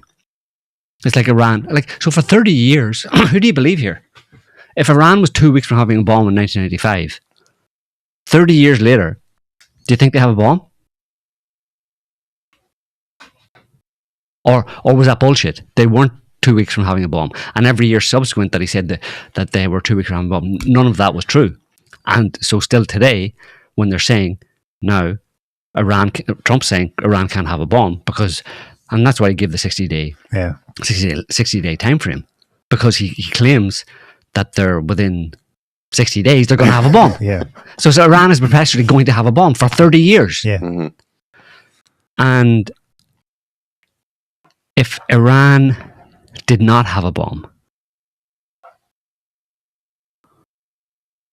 does not have lots of bombs, Iran would have been taken out long before now. Right. Over the past 30 years. You imagine the war on terror and all that kind of stuff, how easy it would have been to tie Iran when they tied Saddam Hussein to Al-Qaeda and the 9/11 attacks. Why they didn't try and tie Iran to it, or bring that in at least at some point. Like, war on terror went on for, if it's still going on, it's been going on for 25 years. Why not bring Iran into it? Because Iran has a bomb. Why last year with these bullshit tit for tat, kind of spectacular but not really, counter-strikes between Israel and Iran? Why did that not go anywhere? Why did Israel not do something big? For the same reason that Israel won't be involved in any attack on Iran this time, it's because Israel will be nuked by one of Iran's many nukes. And I wonder if Trump doesn't actually know that. It sure sounds like if he's not being told that Iran has a big stockpile of nukes. Now, it can have nukes, but then there's the delivery systems and all that kind of stuff, but nobody knows. No one wants to be the first to use them, though. That would include Iran. Yeah, but if Iran felt that it was under existential, in the same way Russia's nuclear doctrine is that anything that comes up that looks like the state is being threatened, the existence of the state is being threatened, well then nukes are permissible. So Iran would have, any country would have a similar. So they keep it under threshold. They do what they did in Ukraine. What they did to Russia via Ukraine, they keep it under thresholds and test the waters, and always stay under the MAD threshold. And not even mad, that has the effect of, that has serious effects anyway. So it's not even about exactly. There's not even just the being nuked or being obliterated by, Israel would be, if Iran was to launch a bunch of its, saturate the Israeli air defense, it would do a serious damage to Israel. But that's just in terms of material damage from some kind of a conflict. The bigger problem for the globe from some kind of the initiation of some kind of a conflict or war and attack on Iran by the US is global markets like oil and gas, because you're talking about blowing up Iranian oil refineries and what that would do to the economy. Now, maybe it would withstand it and all that kind of stuff, but with Trump, with the instability around Trump's tariffs and, we'll see where it goes, but if that kind of gets worse over the next couple of months, whatever, and the stock markets are up, down, and then you have an attack in Iran that fucks up the entire supply of, for China, and then imagine you deprive China of oil, by blowing up Iranian oil refineries, or seriously deprive them of oil. What effect does that have in the global economy, where China can no longer produce the crap that everybody relies on to survive anymore? If you're a blinkered American imperialist type, you bet, as has worked every other time there's a crisis, that people seek safe haven in the dollar. So maybe this is where they might be hoisted on their own petard. That when it came down to a major crisis, they think, well, we're still safe, not just geographically with the oceans, but financially, because people will seek safe haven in the dollar. Yeah. But it doesn't happen, maybe. Yeah. And then you have genuine foobar. Well, if you screw over Chinese production by blowing up Iranian oil facilities and reducing, China's access to the oil that greases this industry, and you have a 50% reduction in Chinese production, Chinese output, then you have 50% reduction of Chinese products going to the rest of the world. And what do they do? So then, is that Trump's idea then? Okay, great. China's taking 50% hit in its manufacturing. There's now a vacuum for us. There's a vacuum, and here demand goes up. Well, then get all the Americans into those factories and fucking putting little screws in the iPhones. Can you scale up that quickly? Or it's a long-term they've thing. convinced themselves they can use AI and automation. To do it. You got to build those robots, though, right? Third the time. Well, you'd think it would at least be a longer-term thing rather than all of a sudden, right? You think you'd want to prepare the ground a little bit. But then Trump's only got 3 years, right? Unless it's a dynasty we're talking about and Don Jr. is going to be the heir to the throne and you'll have a Trump dynasty going on for... But you need that amount of time. This whole project has to be, if it's going to work, would have to be developed out for a much longer period of time, But Trump probably and his people probably think we don't have that time. Because if we let it go longer, then China is just going to become more powerful, and it's not going to be possible in 10 years' time to implement that. If we wait 10 years and try and slowly cajole the world into, to doing better trade deals with America and thereby and investing in America and push back against China and everybody else and Russia and all that kind of stuff, and build up our manufacturing base slowly and build the facilities, through first of all investment, then to have the capital inflow to build the factories to be able to produce the iPhones and all that kind of stuff. Well, yeah, it's going to take 10 years. This right? is what let's give it 10 years. But it's like, but sir, 10 years from now, it's not going to be possible. China will have taken over completely by then. You know what I mean? And you may have Eurasian integration and the whole BRICS and multipolarity, Eurasian integration, all that kind of stuff. That'll all have taken hold, and there'll be no point. We'll be like, right, we're ready to go. America will be like, right, let's go. And it's like, oh, sorry. Pretty much the world moved on, and you're second tier nation. America's a second tier nation now. So it has to be done now. We have to fast track this thing. What do they call the COVID thing? Operation Warp Speed. Operation Warp Speed. It's Operation Warp Speed to redo the global economy. It's got to be done. That's why 60 days. Hit the ground running. Tariffs for everybody. Doge. Eviscerate the whole deep state. Get rid of China. Make a deal with Russia. And make America... Extend term limits. Extend term limits and make America great again. We can do it. Is there a constitutional way you can do it? Is it like no president can serve more than two consecutive terms? Is that what he's angling at? I can still get a third term because they'd be 2 terms back to back. I haven't looked into what his like rationale is thus far, as to like how it's supposed to be doable, but it's at least so far as I'm aware, they after FDR they pretty much made it impossible for any person to serve as president for more than 2 terms, consecutive or otherwise. Okay. So but he can't. He's just messing with people. Well, I mean, he can still try. Oh. I mean, that's American optimism for you.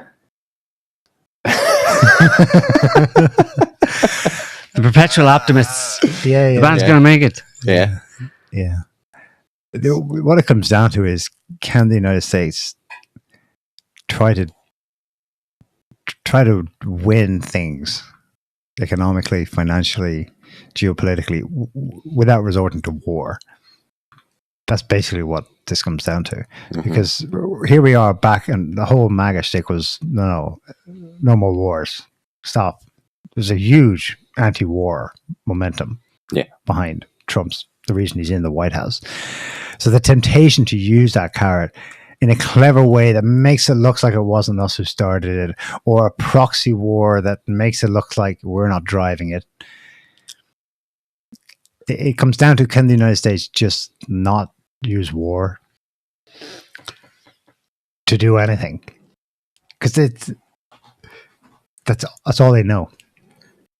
Yeah. On the theoretical side of things, it's like one of the ironies is that one of the reasons for China being the way that it is because it modeled its banking system on old American colonial banking structures.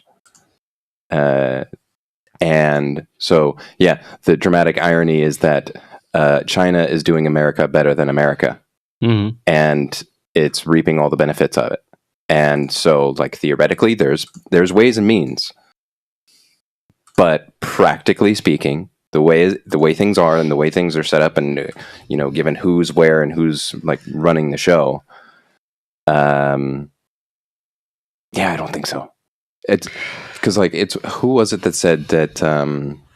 Was it Woodrow Wilson, maybe way back in the day, who said that there's a cabal so secret, so subtle, so well organized that captains of this industry barely speak of it above a whisper. Yeah, and might have been Churchill. No, that was Wilson. Yeah.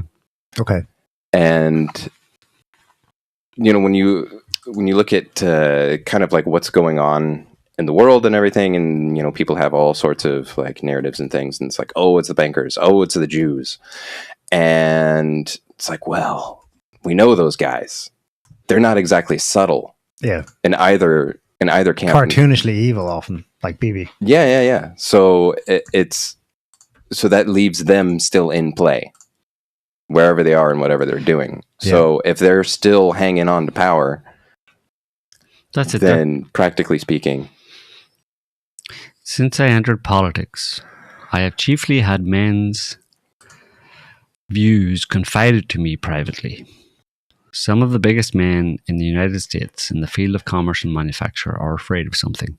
They know that there's a power somewhere so organized, so subtle, so watchful, so interlocked, so complete, so pervasive, that they better not speak above their breath when they speak in condemnation of it. Yeah.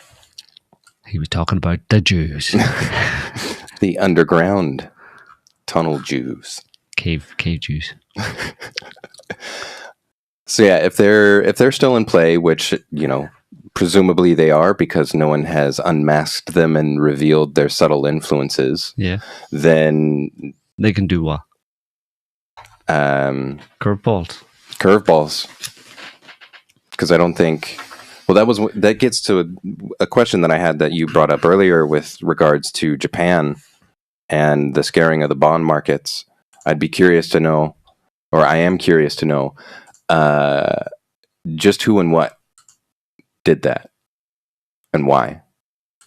I mean, there's a way of like looking at it and maybe getting an idea, but sometimes there's an impetus that doesn't quite make sense for the reason why people do things, and I'm not saying I don't know, but I suspect it's kind of like trying to find the source of a DDoS attack, when everything points to it coming from the Get America gang that operates out of Iran.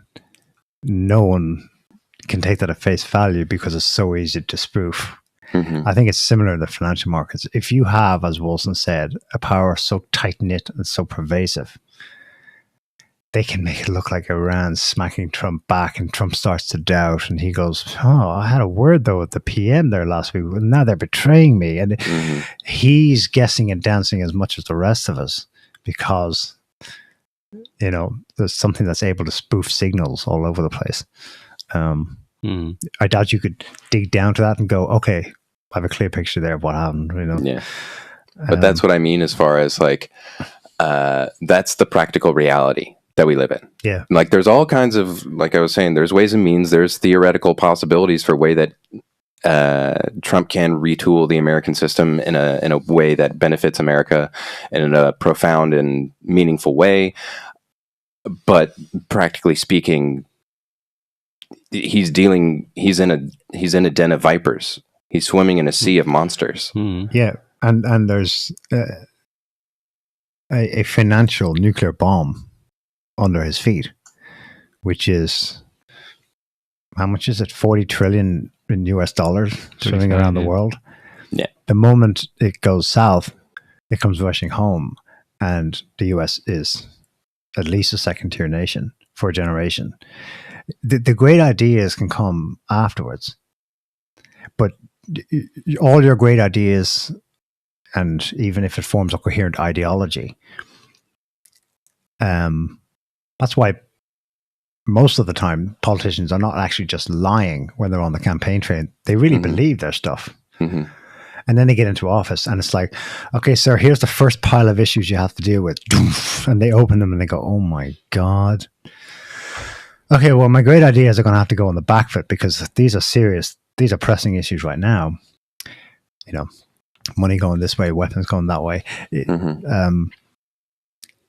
There's the reality of what you're faced with. And that debt bomb is enormous. And he has spoken the truth about it here and there, you know. And it comes through in his kind of panicky threats in recent months. BRICS better not come up with an alternative to the US dollar. Oh my God, that'd be hell to pay. Annihilation, you know? Because he's articulating the essential fear, the financial time bomb, nuke that the US is on. I'm sure they'd love to reset, restart, etc. But this problem, let's assume he's trying to navigate a way out, and he doesn't actually just want to. He's not in it for ideological reasons, where we must be number one and not China, and that's actually a rhetorical attempt to boost morale and motivation in Americans to follow him in making an attempt to do it safely, that the financial bomb doesn't go off.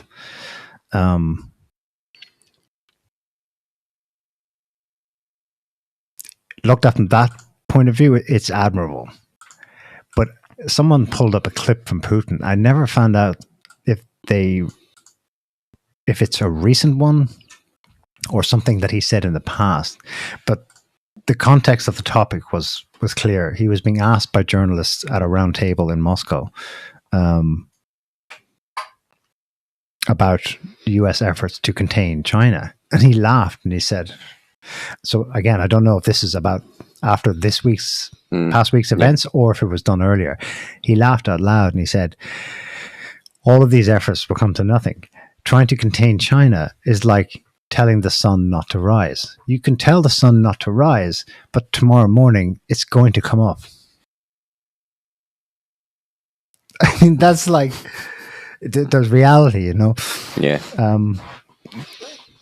So the only question that remains to be seen is how much of a hit the US takes if others have sympathy and try to cooperate and help manage. It is a global problem because it's not just Americans' problem. Maybe the source of it is from the creation of the Federal Reserve and the US dollar as world reserve currency, and that insane decision in 1971 to say, oh shit, we've gone from being a surplus country to a debtor country. Oh fuck it, let's just keep ballooning the deficit. Do away with gold standard, and the dollar will just become the thing in itself. And fair play to them. They got 50 years out of it. That was pretty impressive. Well, but it was not going to last forever. They just replaced gold with oil. Yeah. Yeah, more or less. Yes, but as long and that a lot more controllable. But then when Iran is not ideologically aligned, to say the least, has the same potential as Saudi Arabia. You hoisted in your own petard, like, you know what I mean? You want to control oil supply, make create the petrodollar,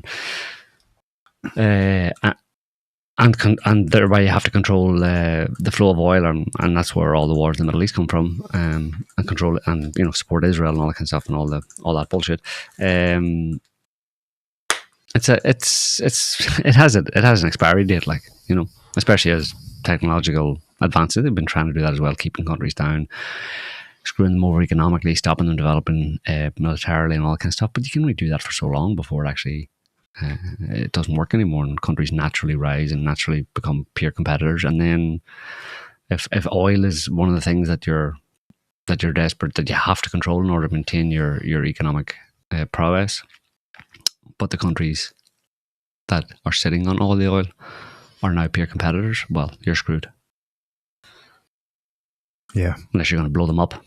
But then you can't blow them up because they've got nukes. So what are you going to do? Soft power? Transgender clinics or something? That didn't work.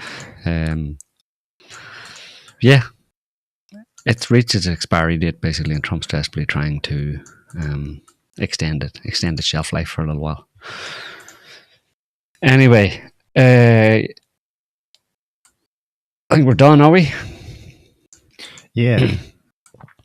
All right. Yeah, I think so. No more business? No. Nah. No? Okay. What's brown, covered in green fur, has 4 legs, and if it falls on you when you're walking under a tree, it'll kill you? Brown has 4 legs, covered in fur. Green fur. Green fur? Yeah. What are those sloths? No, they're not green. What's a sloth? The sloth.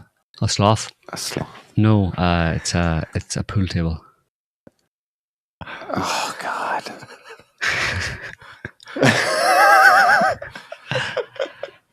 So, just in case you... I saw another joke. I really like this one. So a vegan and a vegetarian decide that they're going to have a race. And the race is that they're jumping off a cliff to see who reaches the bottom of the cliff first. Mm-hmm. Who wins? Vegan and vegetarian. Yep. No idea. Both of them. Vegan. Society. Oh, that's terrible. The poor vegans and vegetarians.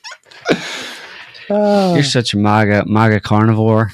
We're gonna have to rehabilitate you. And you are on a carnivore diet, aren't you? We're gonna have no wonder you're having such thoughts. Yeah, we're gonna have to take you in for give him some vegetables. Reprogramming. Gone wrong. Anyway, so we'll leave it there for this week, folks. We hope you like the show. We'll be back next week with another one on whatever bullshit's been going on between now and then. So until then, have a good one. See you later. Bye. Bye. Bye, everyone. Thanks for watching. Can't stop the signal now.